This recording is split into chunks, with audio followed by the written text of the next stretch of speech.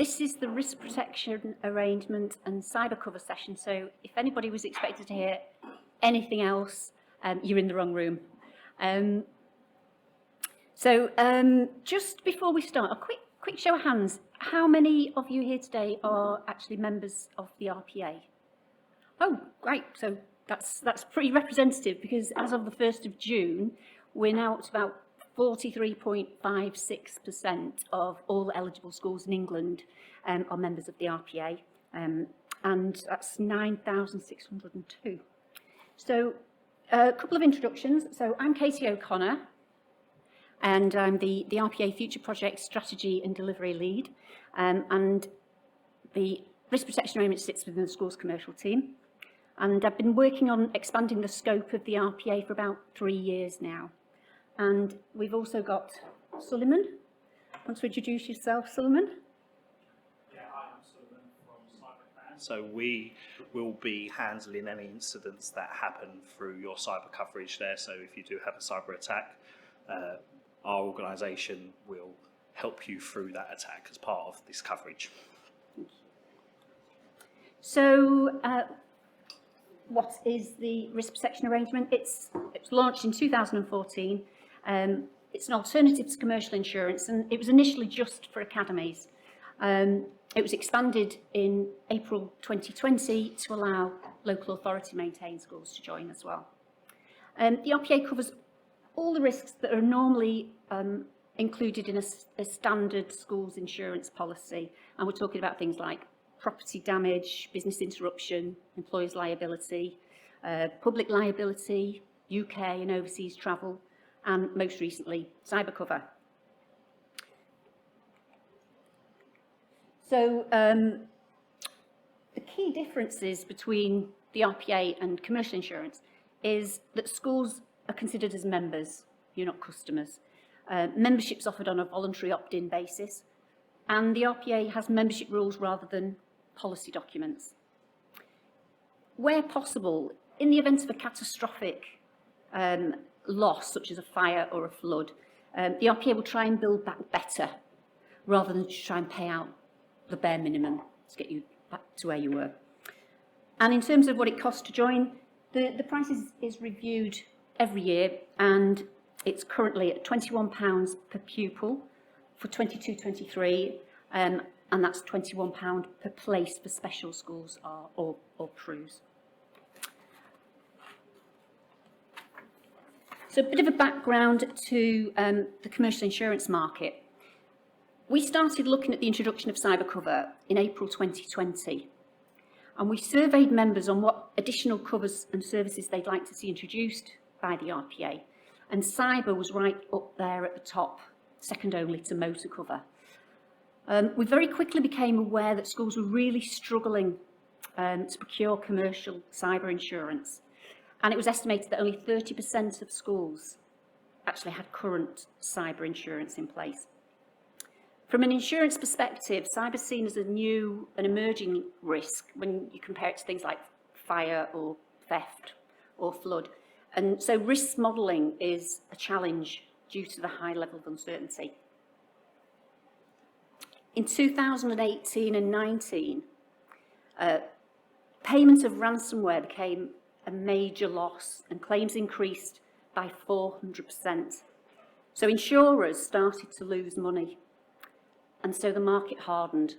And what we were seeing was schools reporting that commercial insurers were either they were rejecting them, they were setting demanding hurdles, not paying out, or they were significantly increasing the excess levels.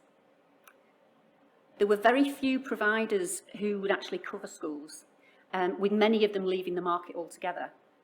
And of the insurers that were remaining, we've seen huge increases in premium costs at renewal, and that was even if schools hadn't made a claim. So those willing to insure schools then introduced a series of gateway questions about key security measures. And unless a school could answer yes to all of those questions, they weren't even going to get a quotation. So we looked at introducing cyber cover as part of the risk protection arrangement due to this challenging commercial insurance market and the difficulties that schools were facing and it was clear that the majority of schools were not insured. What we knew was that the recovery and remediation costs of any cyber attacks on schools were going to have to be met from those schools' own budgets, ultimately reducing the funds provided by the department for educational purposes. So as this was a growing and largely unknown risk, the department and the risk protection arrangement had very little knowledge of members' approaches or needs. And so last March, we launched a 12-month cyber pilot with over 600 member schools to gain a better understanding of their cyber standards and levels of maturity. The pilot has helped us to determine the scope of the new cover and develop advice and guidance to support schools' cyber resilience. So what's covered by the RPA? So the key elements are increased cost of working caused by a cyber incident and an incident response service provided by CyberClan, and Suleiman's going to go through that shortly. But the key aspect of it is that there's a 24-hour, 7-day-a-week emergency helpline for RPA members. There are limits of liability, and it depends on whether you're running as a standalone network or as a group network.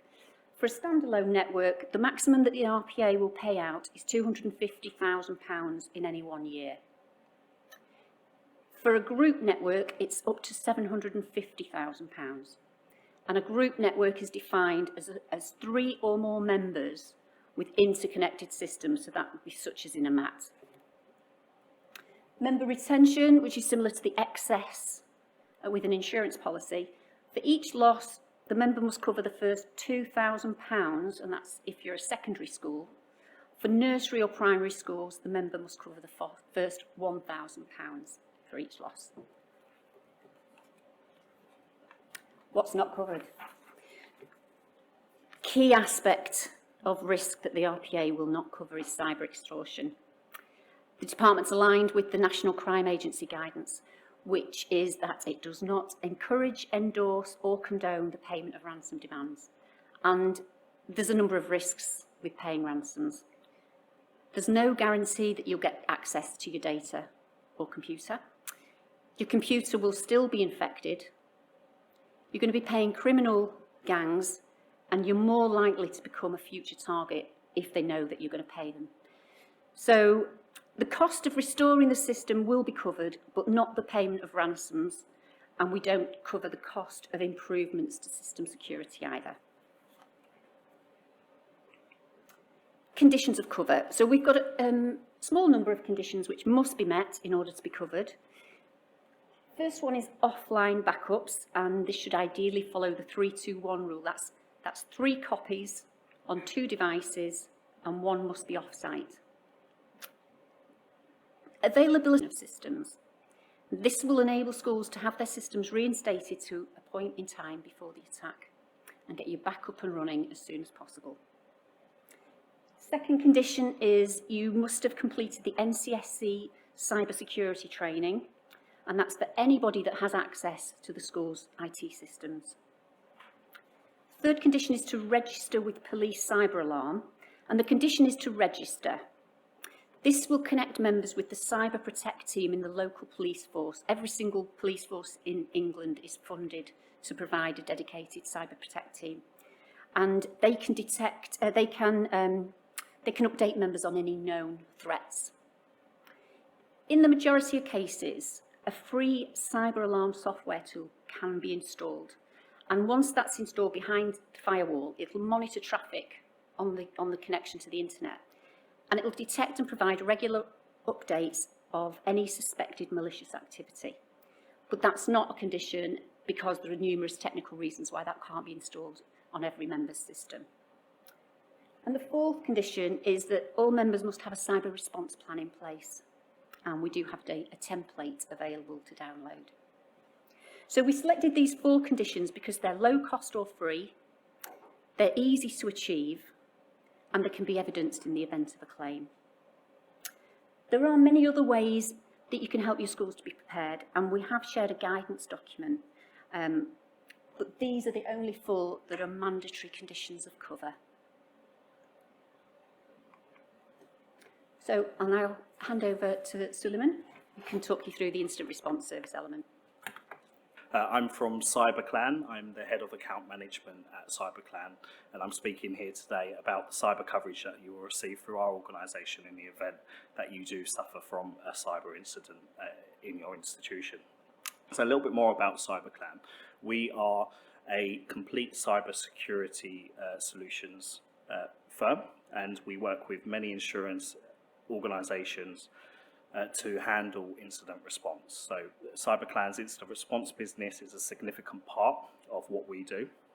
And like I said, we work with many insurers currently to cover their insurers in the event of a cyber claim as well. So a little bit more about insight about the threat that's out there today, and it's in particular after UK education. So we haven't seen less attacks on UK education. In fact, it's getting more and more. And this is despite the fact that these threat actors are not getting paid, especially if they're public sector. So what is the motive? Because most of the time these attacks are from financial motives, and they have financial motives, they want to get paid, hence ransomware attacks. In these cases, I believe it to be more sabotage than financial gain, and that they're being incited by governments to go after critical infrastructure within the UK and affect education as part of that as well. So the risk is real. We are seeing many claims come through to CyberClan in the education space, and so that's why this is such a fantastic product that the risk protection arrangement is now covering to protect you against the event of an attack, and has that expertise behind your recovery there as well. The sophistications of these attacks are increasing, and they tend to go after your backups as well. So sometimes having backups isn't good enough. They will try and delete your backups or encrypt them, but they're going to look for those backups first. Hence why it's a condition of this cover to have off-site backups, so that you know you have available backups to recover from in the event of a cyber attack. And that's why it's really important and enforced as part of the RPA cover. We've had incidents where the threat actor has been in the environment for a significant amount of time before actually they did anything malicious. So just because you have an off-site backup doesn't mean that backup is clean in effect. And that's where our expertise will come into play to help you recover in a secure manner, even if you do have those backups available and they are intact. They could still potentially be compromised and allow access back to the threat actor and re-encrypt or re-delete your files there once you've recovered. So we help you through that process to ensure that doesn't occur. There we are. So you've had a breach, or you've had a suspected breach. What now? What can you do as part of your coverage? We have a 24/7 hotline that you can call us on, and we will have an expert speaking to your team within 15 minutes to understand what has happened and offer you that immediate advice and recommendation. We will also quickly understand your environment and where your sensitive data is held. And all of that process is not part of any claim, so there's no cost to that up to that point. What we do from there is we try to understand whether you need further expert assistance, and the priorities for us after this call is to understand, one, to get your operations back up and running if they've been affected, and two, to do a comprehensive forensic investigation to figure out how the threat got in, what they did while they was in there, and when they were able to access your systems. Like I said previously, sometimes they could be in your systems for quite a significant amount of time before they do anything malicious. Other times they do it within 2-3 days.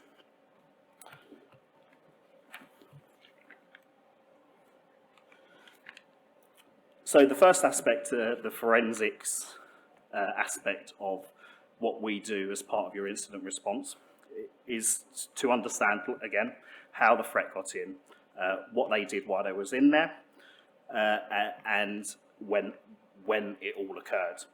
And that's to help you meet your regulatory and compliance obligations, so you're aware of when to make notifications.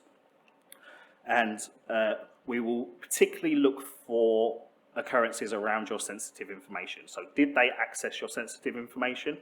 And even worse, did they exfiltrate that from your environment?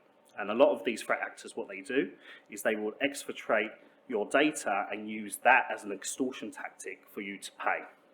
And so not only are they saying, pay us so that you can get your data back decrypted, we'll give you the tool to do so, but actually pay us, otherwise we will release your data online for everyone to see. So, and then additionally what we do is we offer services that will identify whether the threat remains within your network as well, and that's the containment and monitoring side that you see there on the screen, where we utilize tools to understand if there's any persistence within your network, especially as you try to recover there as well.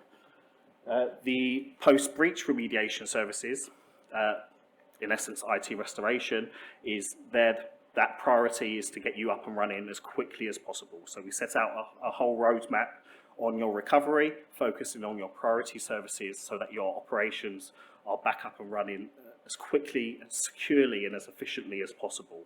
But that security aspect is always considered when we're helping you with your recovery of your network. We will use your IT team or your external IT provider's expertise to understand your network and even use their manpower to help you recover as quickly as possible as part of these services. So we will ensure that we're utilising all resources to get you back up and running as quickly as possible.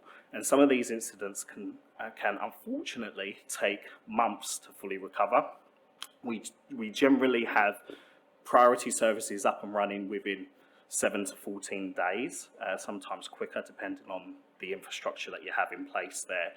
But in significant attacks, it does unfortunately take that long to recover from these types of incidents. We had one particular case actually where the organisation didn't come to us and get expert advice. They recovered from their backups and they got re-hit. And so that does happen, hence why I mentioned it earlier on before. And we also had organisations where they had warnings from the NCSC to say, we've seen something suspicious coming into your network.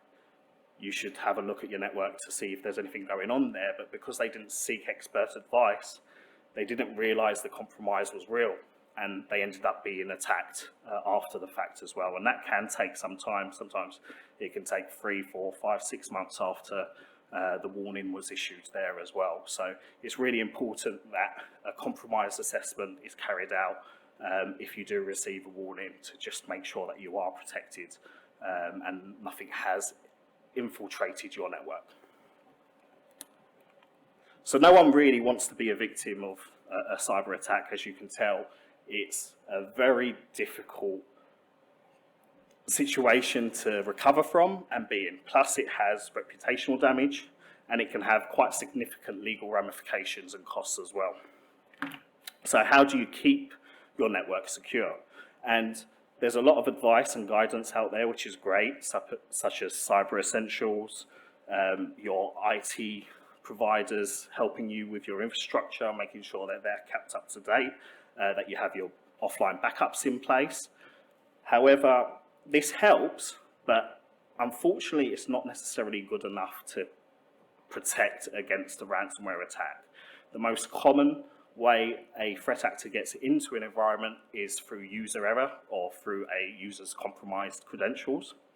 And so you always have that human element, regardless of what you do to protect your infrastructure and how good your infrastructure security is, your perimeter security, your policies, your procedures, your security awareness training. They can still find a way in, and they're very good at coming across genuine. And as the attacks get more and more sophisticated, you can understand why users do fall for fall victim and prey to these attacks. So we work with many educational organisations to keep them protected within the UK. And if that's something that you would like to find more information about, we have brochures at the back there, or you can come and talk to me directly as well while I'm here today. But thank you very much for your time, and I'll hand back to Katie. So just to wrap up then, cyber cover is already in place for local authority maintained schools. That started on the 1st of April, and it comes into effect for academies from the start of their membership year on the 1st of September. And there's lots of useful slides, links there in the slides, and I'm sure these will be shared with everybody after the event. Regular updates, if you're a LinkedIn member, follow Bang for Schools. And there's a blog on gov.uk. And so if you want to find out more about the RPA and you're not a member, contact schools.commercial@education.gov.uk. And for RPA members, just drop us an email to rpa.dfe@education.gov.uk. So just open up now for any questions from anybody. Yes, sir. On behalf of my IT department, one of the problems with the backup strategy is backup time, on-site, off-site. We deal with a number of third-party providers who are not going to know what their backup strategy might look like, especially for the international companies. So we know, obviously, Microsoft, we know our MIS, our talking about those kind of services we use. Yeah, so those are obviously down to your IT providers to manage. But if you've got specific local files that the school has or the trust has, you need to take responsibility for making sure that they're backed up as well. Yeah, yeah. Anybody else? Yes, sir. Oh, can you bring your mic? This is for CyberClan. It's just, you mentioned that the NCSC, that they notified the school of a breach. Now, obviously, there's the cyber alarm, the police cyber alarm. Was it that, with the monitoring tool of that, or how did the NCSC notify the school of a breach? No, in that particular instance, it wasn't the cyber alarm. It was actually, what the NCSC do is they monitor something called C2C servers, which is servers that live online that have malicious programs on them. And the threat actors, what they do is they call upon those servers to grab the malicious programs. And so as soon as one's reported, they'll keep an eye on it. And if they see traffic going from that server to anywhere else, they'll warn that organisation, regardless if it's education or private sector. They'll send them a warning to say, we've seen activity coming from this server that's malicious going into your network. So they advise you to kind of look out for that. And that does happen quite often. But the cyber alarm is a separate service that they offer, which is fantastic too. Brilliant. No, thank you for that. So would they actually notify the school? Would they notify the ISP? They tend to notify the organisation directly, so the school it would be. But I have known for ISP such as JISC to also keep an eye on movements like this. Right, so like if you have LGFL, who's the ISP, because obviously the external IP addresses of a school, Yeah. wouldn't it be viewable, would they? Would it be registered to LGFL?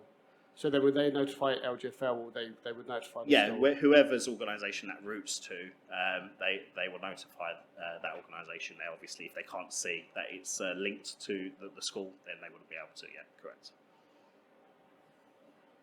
Anybody else? Yes.